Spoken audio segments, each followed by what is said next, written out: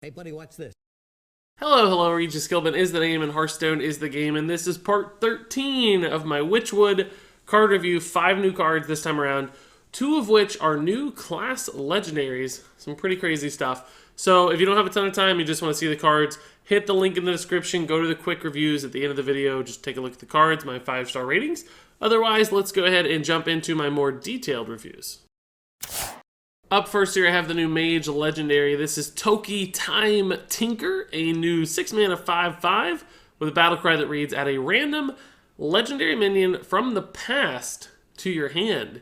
And what that means is, although not very clear on the card itself, essentially she takes legendaries from wild format, any wild exclusive legendary, and adds them to your hand. Well, one of them anyway. So essentially, when this card is released, that will also include cards from Mistwraith Gadget Zan, One Night in Karazhan, and Whispers of the Old Gods, as well as all of the expansions that are currently in wild format as well. So basically anything throughout the rest of time, apparently. Now, I have no idea how that's going to work moving forward. Like, once she eventually rotates to wild format, is she just going to use cards from expansions that came out before her? Who knows? We'll solve that problem in a couple of years. That's probably Blizzard's stance as well. We have no idea what to do with this. But hey, it sounds like fun, so we're going to put it in the game. And I agree, it is pretty crazy fun. That's actually awesome. To bring wild format cards back into Standard using a time traveler, that's super creative. That's neat. I like that a lot. And, you know, given that it's totally random, it kind of fits Mage's chaotic casino style as well. I'm sure this will be played in some more totally random Mage decks, of which there have been a lot in the past that are mostly meme decks. Now, as far as this card's competitive viability, as fun and as cool as it is, and as much as I like the idea, and as much as I'm going to play it in order to get Yogg-Saron back into Standard format at least a couple times, I don't think this will be a particularly competitive card. When you look at it, a 6-mana 5/5 that just basically generates you a card isn't really all that exciting. You can compare that to something like Grand Crusader from the past. You might remember that card from the Grand Tournament, 6-mana 5/5 that gave you a random Paladin card. This is basically the exact same stat line and effect. Now, some people would argue that a random Legendary is going to be way better than a random Paladin card. I'm not sure that's always the case. Clearly, Paladin has some bad cards in the pool, like Secrets and so on and so forth, but there are some really bad Legendaries in the pool as well. And even sometimes the good Legendaries are things that like synergize really closely with a deck. So for instance, yeah, N'Zoth would normally be a good Legendary to get, but a 10-mana 5/7 if your deck doesn't run Death Rattles, that would be really tough. So there are still quite a few terrible Legendaries in the pool. So just as often as you get Dr. Boom, and you're super excited to have Dr. Boom in your hand, you're also going to get that Lorewalker Cho, Millhouse Mana Storm stuff as well. So if you look at the list of like bad, average, and good Legendaries, I think there are far more in the bad and average pool than in the good pool. And that's problematic, because that means most of the time you're getting a card that isn't particularly awesome, that's not doing anything special, and you're making a fairly weak play in order to get that card. So very rarely is this card ever really going to pay off. It's mostly just going to look like an average play that leads you into an average play. And in Hearthstone these days, unfortunately, that's just not quite enough. So I don't see why Mage would run this. Like, yes, occasionally hitting that Dr. Boom would be amazing. It'll be lots of fun. But outside of some crazy combo or shenanigan or insane card generation cycle that I can't envision right here, I just don't see how Toki Time Tinker sees play. Not like terrible, it's fine. Like I said, an average play, but just not good enough to make the cut in competitive Hearthstone. So now let's move on to the new Druid Legendary. This is Splintergraft. And this is some kind of, you know, haunted tree ant type creature with giant antlers. And he's also holding an axe, which is really horrific if you think about it. A tree utilizing an axe. That's scary. But this is a Druid Legendary that's an 8-mana 8/8. And its battle cry reads, choose a friendly minion and add a 10/10 copy to your hand that costs 10 mana.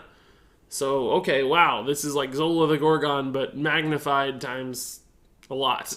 So first and foremost, Splintergraft himself as an 8-mana 8/8, not the most exciting play. Once again, 8-mana 8/8's reasonable stats for the cost, of course, but in Hearthstone you often don't have time to just slam an 8/8 for 8 mana. Yeah, sure, it has Taunt like Lich King and gives you an awesome card. That can work. If it's cheap like Mountain Giant, yes, sure. But when you have to spend the full 8 mana, that's not very good. It's way worse than Ironbark Protector, and Ironbark Protector is not a card that sees play in constructive, competitive Hearthstone. So Splintergraft, pretty weak there. That means that a lot of the value in this card has to come from the Battle Cry in order to make it worth it.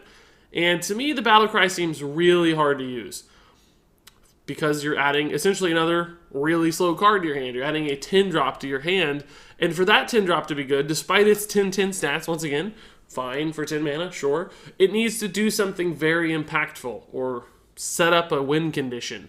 Because essentially, if it's not winning you the game, that 10 mana 10-10, you've just sacrificed too much time and too much tempo to make this card successful in a normal Hearthstone environment. So what that means is I don't think Splintergraft is ever a general use legendary card. This isn't something you just stuff into any big Druid deck and hope to generate an additional big body.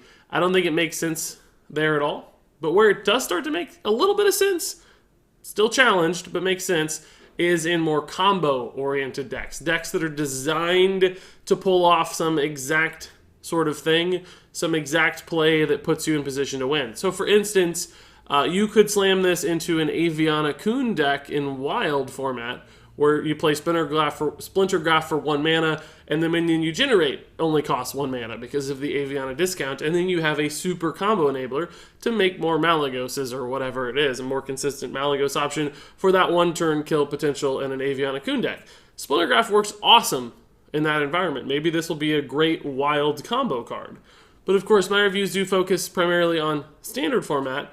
That combo doesn't exist, so there has to be some other combo. And a lot of people are tossing out really kind of easy, obvious ideas, things like, Stone Tusk Boar. Play a Stone Tusk Boar and copy with Splintergraft, and then you have a charging 10 mana 10-10. But frankly, as far as I'm concerned, a charging 10 mana 10-10, probably not good enough. That's not that great, because there are other ways to do damage outside of that are much more consistent and don't require you to run Stone Tusk Boar in your deck, which is normally a pretty bad card. Splintergraft also, on its own right, pretty bad cards. You have to make a lot of sacrifices in order to pull something like that off. So I don't think it really makes much sense there. Another option for this is maybe Quest Druid. If you could play Splintergraft for 0 mana, that would make it feel a lot better. It'd feel like a card generation in that scenario, because Barnabas reduces the cost of your Splintergraft, and you get a 0 mana 8/8. Hey, that's awesome. Unfortunately, of course, once you add that 10-10 to your hand, it's still going to cost 10 mana. Barnabas only works on cards in your deck when you play it, so that's not like going to push forward the discount in the next card. So a bit tough of utilization there, even frankly, as well. Although, sure, perhaps it could work if you did copy the right minion and had some amazing battle cry or whatever. So essentially, this card is really low tempo, very, very slow. Frankly, not even that high of a value card either. It's only generating you 1 additional resource. It has to be some resource that was already on board, so usually that's going to be something cheaper, because it can't live through multiple turns, usually, if it's something bigger and nastier. Like, you're not often going to be able to play a Lich King and then copy it and get a 10-10 Lich King back. Like, that's just super unlikely, given how Hearthstone plays out, just the speed of the game. So, to me, yes, some combo potential. Like, maybe somebody could figure out some perfect way to use this, because it does something cool and unique and strong. So there's a hope for it, but it's only a slight hope, right? It's not going to be the kind of thing you see all the time, and probably not the sort of thing that fits into a tier 1 deck either. I think there's just too many consistency issues there. But a neat card, pretty cool artwork, I have to say, and still, that glimmer of hope is, as always, pretty exciting too. So now let's talk about some rogue cards. Up first here we have a new Echo card, joining other Echo cards like Face Collector we saw for rogue, also Cheap Shot. Look those up if you don't remember them, but this will be the 3rd Echo card that rogue has gotten so far, which will be important in a minute when we talk about our next card. I just wanted to preface there. So Pickpocket, the newest Echo card revealed. Another 2-mana spell, much like Cheap Shot, and a lot of other Echo cards as well. That's kind of the sweet spot for Echo. That was obvious coming into the expansion. And it reads, add a random card to your hand from your opponent's class.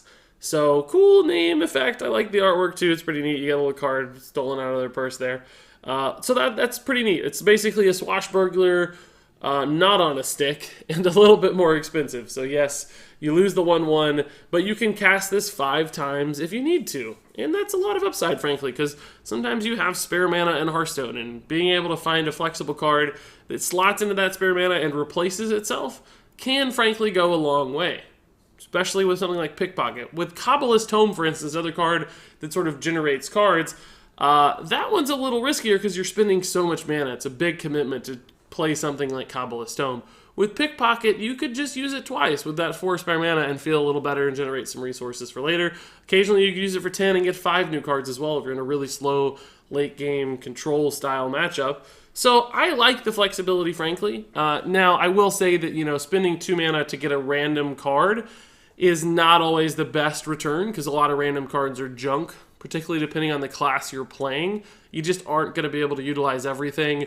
There are just as many whiffs as there are hits, and probably more whiffs than there are hits, just because so many class cards are synergizing specifically with that class's archetypes or other cards, you know, Totemic Might always being the most obvious example.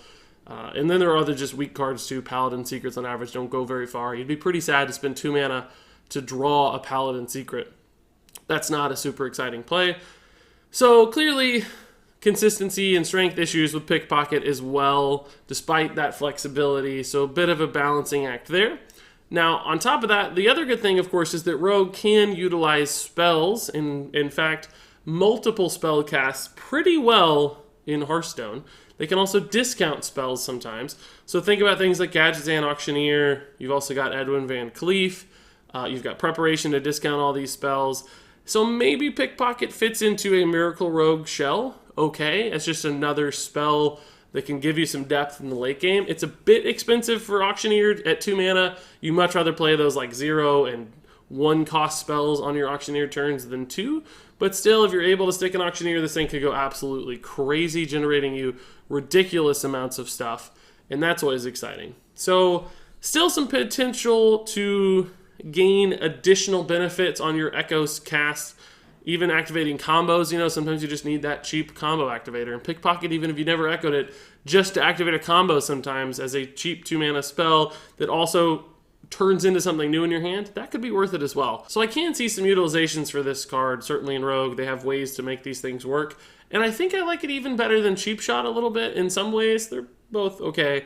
But because Cheap Shot requires stuff to be on board in order for you to utilize it and get those extra synergies, like sometimes, you know, you can't Cheap Shot a combo into like an SI7 because there's maybe no minion on board, or SI7 is probably not the best example. But any sort of combo minion, Cheap Shot feels wasted. So for instance, say you want to combo out of Vile Spine Slayer with Cheap Shot, if there's only 1 minion, you're kind of throwing away that Cheap Shot to damage the minion that you're about to destroy. That feels bad. But with Pickpocket, like, it's always doing something. It's always turning into a different card. And yeah, sometimes that card will suck. Other times that card could be a great resource. So I like that it's sort of non-conditional or non-situational. You can always utilize it. I think that increases its flexibility quite a bit. Now, beyond that, as you'll see with the next card a little bit, and as we've seen with things like the Spectral Cutlass in previous reviews, the new weapon for rogues that benefits from cards being played from other classes. Well, Pickpocket certainly leads into that Burgle-style rogue as well. Here's a tool to generate a ton of cards from other classes and, you know, buff your Spectral Cutlass or play into any other sort of synergy cards like that. Face Collector, frankly, can kind of do that too, although much less consistently. So perhaps we're seeing the foundation here of an Echo Burgle Rogue fusing together. Hey, I'd be okay with that. That's kind of cool. If Pickpocket can drive a new archetype like that, I'd love to see it. I can't imagine it would be super competitive tier 1 by any means, because that's still a bit of a tempo sacrifice across all those cards. They don't feel particularly fast. So I don't think it'd be a great deck, but still a fun archetype nonetheless. At the end of the day, I'm basically saying there's some things to like about Pickpocket. Still some problems with random card generation, as always. It's just not the most consistent card. But that flexibility, Rogue's sneakiness, and using these sorts of things probably makes up for it. So I think a card that could actually see some play. Okay, so up next, let's talk about that Echo Synergy card I teased. This is Myst Wraith, a new 4-mana 3/5 for Rogue. And it reads, whenever you play an Echo card, gain +1/+1. So kind of a new questing adventurer that synergizes with Echo, but 1 mana more, but also a ton more stats. Now, 3/5 for 4 isn't a terrible base stat line for 4 mana, particularly that 5 health. This thing does have a little bit of survivability. And I think that's a really big advantage over Questing Adventure. Questing Adventure sometimes can be really hard to get rolling because you can't really play it preemptively at 2 health. It just dies so easily. And then sometimes even if you get it up to 5 or 6 the same turn you play it, it's still a little bit susceptible to removal. Mistwraith feels like it could certainly stay alive with that 3 health buffer to start. So that's a positive in Mistwraith's book. Unfortunately, I have to say I think there are quite a few downsides for Mistwraith as well, because it only works with Echo cards, not all cards. First and foremost, not every card in your deck is going to be an Echo card, so you have to have the right stuff available in hand in order to buff your Mistwraith up. Secondly, when you're forced essentially to play Echo cards in order to buff this thing, it's going to feel a bit like a trap, like you just have to finish out the Echo chain. Like, I've got to finish all these Echoes in order to get my Mistwraith bigger, which might not always be the best play. Sometimes you might only want to play 1 or 2 Echoes and then do something else, and you'll feel like you've wasted an opportunity, and then you've sort of wasted the opportunity of Mistwraith when you could have just played a better 4-mana card in the first place. So some big opportunity cost here, essentially, with walking down that Echo path and being committed to playing so many Echoes in a row. Now, based on the last Echo card we saw, and of course Cheap Shot in the past, it's probably not going to be too hard to do that. Cheap Shot could get limited in a way where you run out of stuff to Cheap Shot and you have to either stop playing it or damage your own Mistwraith, which wouldn't make much sense. So that's a bit of a problem. So essentially, restrictions and limitations on how this one gets buffed, whereas Questing Adventure is much more open and free and can chain a lot longer as well, because Echo cards do have that fixed cost at 2 mana and 3 mana for Rogue so far. I think 2 mana is actually the cheapest Echo card we've seen yet, and I imagine that trend will hold. Maybe if a 1-mana Echo card came out for neutral sets, Mistwraith could go nuts, but that's really risky with Quest Rogue as well, so I don't know. We'll see. But regardless, essentially, so say you have 10 mana available with Mistwraith, you could buff it to a 6/8 with 3 Echo cards. 3 2-mana Echo cards, so 3 Cheap Shots or Pickpockets, whichever one you want to use in that particular instance. And then you'd have a 6/8 with Pickpocket, for instance, that drew you 3 cards, 3 random cards for 10 mana. Is that a playable thing? Yeah, maybe. That's probably not terrible in the sense of Hearthstone, but a little bit slow. 10 mana play is super late in the game. The more likely scenario, I think, is that you play this on turn 4 and you hope it lives going into turn 5 so that you can buff it a little bit. The problem there, of course, is that on turn 5, the math doesn't line up very well for Echo. You can't use 3 2-mana Echoes outside of some sort of discount from preparation, whatever other options you have. You could use a 3-mana and a 2-mana Echo, but then you're sacrificing the Echo of each of those. You're only getting to play the first part and not the second part, so that feels bad. So is this like a turn 8 play where you buff it twice the same turn you play it and then hope to buff it 3 or 4 more times on turn 9? Maybe it's okay there, but then you're kind of just playing a card with stats that doesn't have an immediate effect. It's got that sort of Gruul bonus, like, yeah, it's going to get bigger over time, but it didn't do anything right away, so Gruul just kind of sits there and it either gets removed or just has trouble making a big enough, direct enough impact. Now, I will say that the one thing that's making me doubt my criticisms of this card is that it's not a bad 4-mana play. Like, you could throw this out on 4 mana, and even if it died right away and you never got to buff it, you wouldn't feel that awful about it. It's, you know, sometimes you play a Fandral Staghelm and it dies, and you're like, okay, they killed Fandral Staghelm because it was a lot of threat. I thought it might stick, and I thought I might get the Nourish off, but I didn't. They killed it. Oh, that sucks. But I still have good plays. They stretched themselves thin or made an inefficient play to kill Fandral. I think in some ways Mistwraith could have that same effect. I don't think it's as punishing as Fandral. Like, the upside for it living is not quite as high. So that's probably the problem and the reason it won't make the cut. But there is a part of me deep down that thinks maybe, just maybe, this is fine to include as just a regular 4-drop in a deck that runs a few Echoes. And if it works, it works. If it doesn't, it doesn't. But you're not really overcommitting or making that big of a sacrifice to try it. So if an Echo deck, like I talked about previously, makes the scene somehow, if it makes the cut, if it's good enough, even as a tier 3 deck, I wouldn't be terribly surprised to see Mistwraith inside of it. I don't think this card is awesome by any means. I don't think it's going to drive an Echo deck or be the reason to create an Echo deck, but it could be a part of it that just fits in okay and gets run because of the potential limited upside that it offers. So Maybe a bit mixed on Mistwraith in a way. I kind of think possibly this card could see some play. So now finally, let's talk about the last card in this review. This is Voodoo Doll, a new neutral epic minion. 3 mana, 1/1, Battlecry reads choose a minion, and the Death Rattle reads destroy the chosen minion. So this is cheap, single target removal in the neutral set, which is kind of a rarity in Hearthstone. Usually removal comes in the form of class cards, and the identities of those removals and the kind of class identities are somewhat centrally connected to those cards. So for instance, Druid doesn't have great single target removal. They have like Naturalize with a big downside, whereas Mage has Polymorph, great single target removal. And this card in some ways can bridge the gap between classes as to what's available in a single target removal sense, and that's kind of cool. Now, of course, it's not that simple, as it never is, because Voodoo Doll doesn't just kill something. You have to kill the Voodoo Doll itself, because if you don't, if you just use your Voodoo Doll and you target that enemy minion that you want it to die, but you don't actually kill your Voodoo Doll itself, then they essentially get to use that minion for at least another turn, and maybe more if they somehow silenced or froze out your Voodoo Doll so that you couldn't kill it. That would basically make this a neutral corruption, the card from Warlock, which has never been a particularly efficient removal card for Warlock. They have so many better options.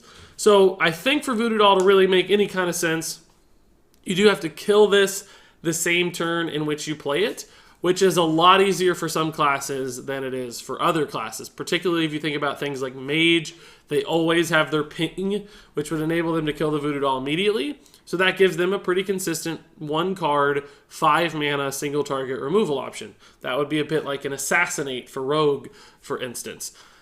The problem there, of course, Mage has single target removal. Assassinate's not the most competitive removal option in the game. But if you talk about Mage specifically, you've also got Frostless Jaina in the mix. So you could run a control Mage with Frostless Jaina, Voodoo Doll, and now your hero power when you ping something off becomes incredibly valuable. As we already see with Polymorph in Big Spell Mage, Voodoo Doll could do the same thing. It could now kill a single target for your opponent and summon you a 3/6 Water Elemental, which is amazing. That is awesome. That's pretty darn cool. So Voodoo Doll, I think essentially what I'm getting at here is that there are going to be certain decks in certain classes that do find some success with this card. It just adds another removal tool into their arsenal. So if you think about things like Warlock, for instance, with Defile, Voodoo Doll could be an awesome way to set up a good Defile. Sometimes there are those Defile boards where you need a 1 health minion, but there's also something big across from you that's not going to die to the Defile. So you slam Voodoo Doll, you target the big thing, you cast Defile, you kill a couple small things, and you also kill the big thing as well. That's a super cool utilization. Even Warrior with Whirlwind effects. Sometimes Sleep with the Fishes was never enough. You Whirlwind and you slept with the fishes, but there was that big thing out there you still couldn't deal with. Now, sometimes you have Execute, sometimes you don't, but now you have Voodoo Doll, which is another great way with Whirlwind. Even with the Garrosh hero power in particular, that gives you another consistent way to always make sure this thing goes off. In other classes, Voodoo Doll is going to be really challenging to work with, just because there's not a good way. Like even Druid, yes, they could Wrath their own Voodoo Doll, but I'm not sure that's the best way to utilize Wrath, because it has other good uses as a removal option itself, or card draw option against a 1 health opponent as opposed to your own thing. Could add some options to Druid, maybe, sure, but I doubt it. Now, another cool use for this, though, is with decks that are empowered by Spiteful Summoner that aren't able to run cheap spells for removal. You might not need to if you have a card like Voodoo Doll. This could serve as a removal option for decks that otherwise just can't fit it in. I don't know that Spiteful Summoner decks, as we understand them today, are worried too much about removal, because they're usually the ones who are playing the tempo game and trying to stay ahead on board and not stress about killing their opponent's stuff. But if you reshape that a little bit in a certain class, certain deck, maybe Voodoo Doll could make a lot of sense there. Another use case to consider for this card, which I think is a tad less relevant, is that this can target untargetable things. So, you know, in that Big Spell Mage example we had before, if Polymorph can't kill a Tyrantus, well, Voodoo Doll can. And you might say, well, Mage wouldn't want to run a Polymorph, or wouldn't want to run Voodoo Doll, they already have Polymorph, but hey, frankly, they might want to run both. Both could work fairly well in a Big Spell Mage deck, and this could give you that flexibility. Now, I think right now, of course, can't be targeted is not a dominant effect in Hearthstone. So Voodoo Doll doesn't gain very many bonus points from that particular application. But in the future, maybe it becomes a bigger thing. Maybe some meta-defining deck runs a giant can't-be-targeted minion, and Voodoo Doll becomes a bit of an answer to it in the decks that can utilize Voodoo Doll successfully. So that's yet another potential upside for this card.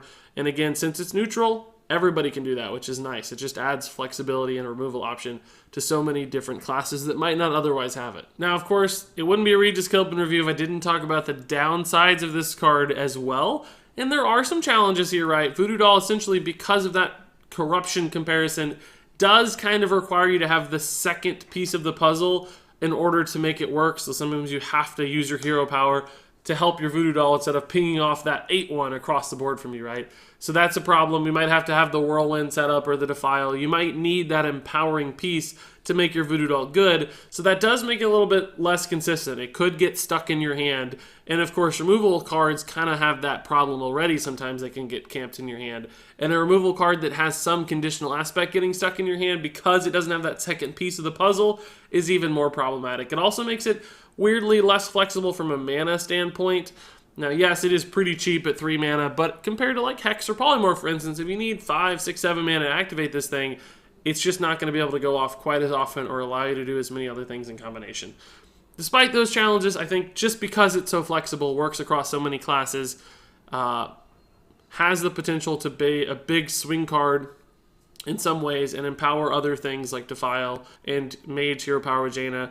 Couple specific examples there. Still has plenty of chance to see play. Not a perfect card, but I think ultimately a pretty good one. So there you go, folks. Those were my detailed reviews. Now let's go ahead and jump into my quick reviews where I rate each of these cards from 1 to 5 stars. Toki Time Tinker is a 2-star card. Splintergraft is a 2-star card. Pickpocket is a 3-star card. Myst Wraith is a 3-star card. Voodoo Doll is a 4-star card. And there you go, lucky number 13 for my Witchwood card review is done. I have to say, I think I was a little higher on those rogue cards than the most of the community. For some reason, I have an idea that those might just work. Something about them feels like they could be cards that somehow function. So yeah, they got 3 stars. I think they're playable. I am probably going to be wrong about that. I don't know if my brain and my heart are having a fight. My heart thinks they're going to work. My brain's still not quite so sure. Maybe they're really 2-star cards at the end of the day. But hey, I gave them 3 stars. I believe. I have faith in the Echo Rogue for now. Probably misplaced faith, but hey, that's okay. The Legendary cards that we saw there, a little less hopeful for. I think they have a lot of challenges to overcome. Voodoo Doll, an interesting little card. So I'm curious what you guys thought. What did you think? What did I get right? What did I get wrong? Share your valuable insights in the comments below. But until then, thank you so much for watching, and until next time, game on.